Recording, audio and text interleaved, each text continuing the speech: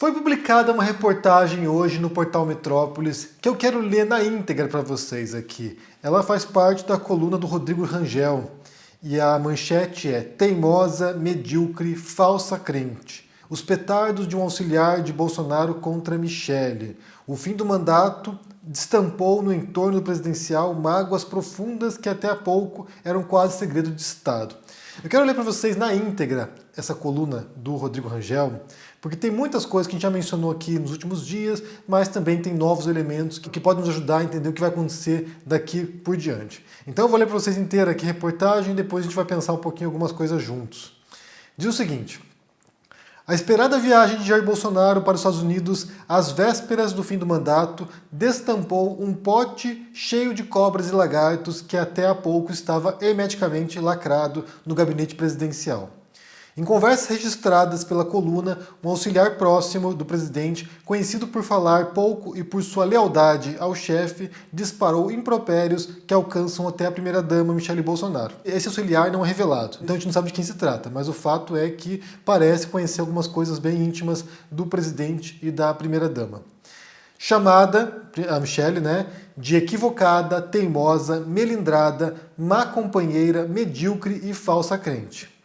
Há mais adjetivos, alguns impublicáveis, e eles são dirigidos ainda ao pequeno grupo de militares que servem a Bolsonaro como estafetas de luxo.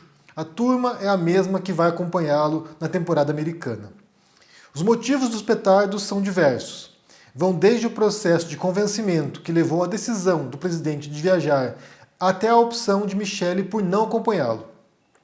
Até essa terça-feira, ainda a primeira-dama estava decidida a não embarcar, embora na sexta passada ela tenha ido discretamente à seção consular da Embaixada dos Estados Unidos em Brasília para tratar de seu visto americano.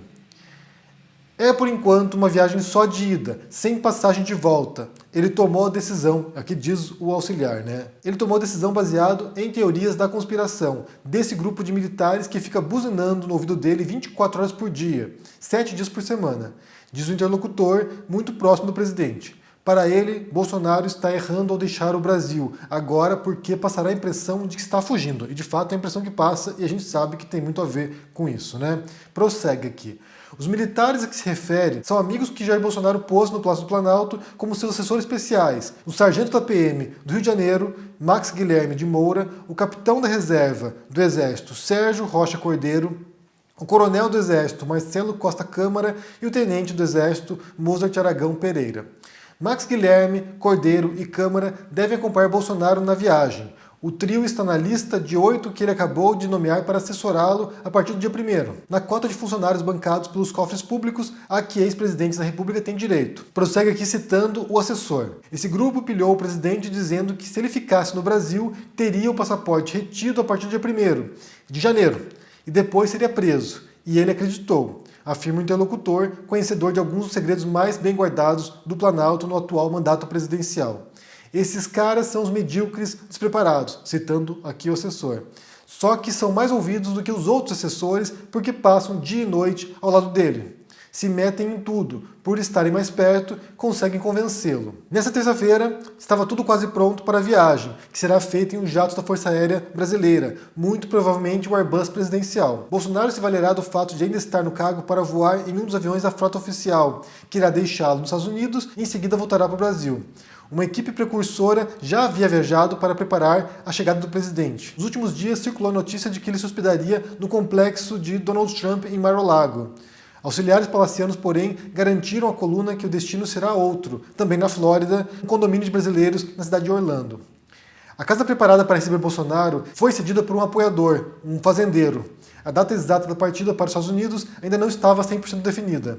Embora o noticiário desse como certo que seria nessa quarta-feira, ou seja, hoje, uma fonte a par da programação disse que provavelmente o embarque será na sexta-feira. A iminência do fim do mandato tem levado auxiliares, tidos como ultra-leais a Bolsonaro, a desabafarem de maneira inesperada.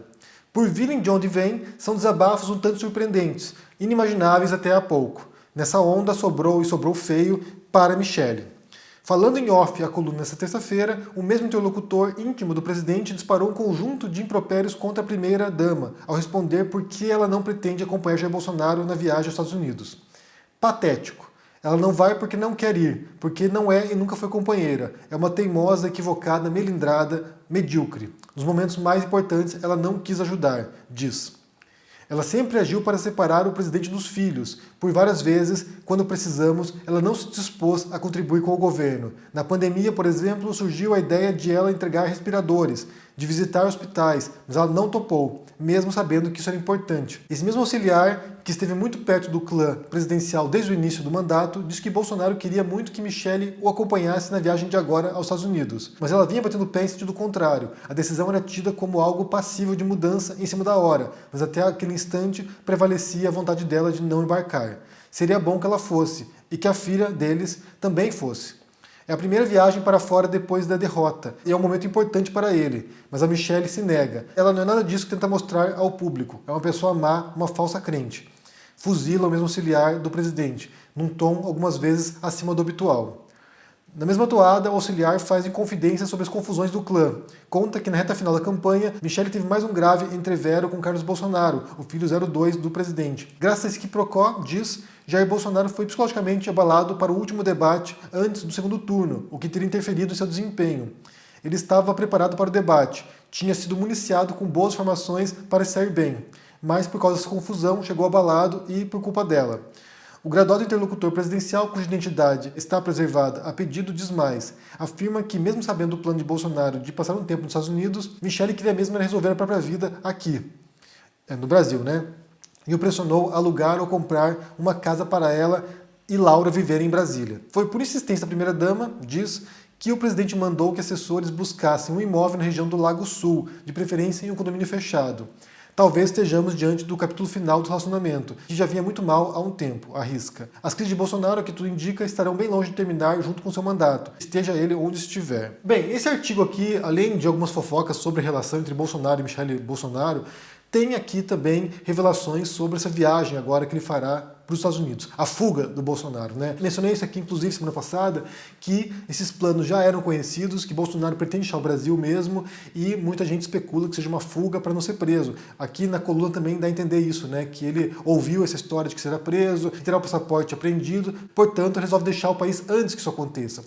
O Jamil Chad, jornalista que cobre diplomacia e relações exteriores, ele publicou um artigo sobre isso, mencionando o fato de escolher os Estados Unidos pode ter a ver com o fato de o país não ser signatário do Acordo de Haia. E nesse caso, se o Bolsonaro for a julgamento pelo Tribunal de Haia, nessa situação, os americanos talvez não tivessem a obrigação de entregá-lo à justiça, de entregá-lo para cumprir a pena, de extraditá-lo, por exemplo. Então aqui a gente tem alguns elementos para a gente poder pensar como se dará esses próximos dias, o que a gente pode esperar em relação a essa viagem do Bolsonaro para os Estados Unidos. Como diz a reportagem aqui, não há passagem de volta, não há expectativa de quando ele vai voltar. Pode ser que ele fique alguns meses, como havia sido previsto, como havia sido especulado, mas pode ser que seja uma temporada bem longa fora do Brasil. Ali ele vai se encontrar com apoiadores, possivelmente, vai estar com seu séquito mais próximo, possivelmente alunos do Olavo de Carvalho, pessoas que moram nos Estados Unidos também e que podem continuar enchendo a cabeça do Bolsonaro de caraminholas, e certamente de lá ele vai continuar usando as redes sociais para propagar bobagens e falsidades e desinformação e as mentiras típicas do bolsonarismo. E aí, mais uma vez, é importante pensar também nos bolsonaristas, nos patriotas que estão acampados, ou estavam acampados, alguns já estão deixando seus acampamentos, mas que estavam acampados no quartel e que esperavam uma resolução do Bolsonaro, algum golpe de Estado, alguma transformação drástica, alguma ruptura institucional, e que não vai acontecer. Ele sempre dava o prazo de 72 horas para acontecer alguma coisa, e isso foi passando o tempo aí, 50 e poucos dias se passaram e não aconteceu nada. E em relação a Michele Bolsonaro, como diz aqui a reportagem também, alguns adjetivos aqui contra a primeira-dama, dando a entender que ela passa a imagem de santinha, mas que no final das contas é bem má. Isso também nos surpreenderia, porque essa hipocrisia, essa carcaça, essa imagem que eles passam de bons cidadãos, de que respeitam a lei, ou de que são honestos, justos, bondosos, caridosos, essa carcaça facilmente se desmonta quando se começa a retirar essas camadas de falsidade. Então nos surpreenderia realmente que esses boatos aí, essas histórias contadas nos bastidores, correspondam em grande medida à realidade também. Já havia relatos de atritos entre a primeira-dama e os filhos do presidente, então essas histórias já vêm vem se acumulando ao longo dos anos, portanto, pode ser sim que seja, né, o fim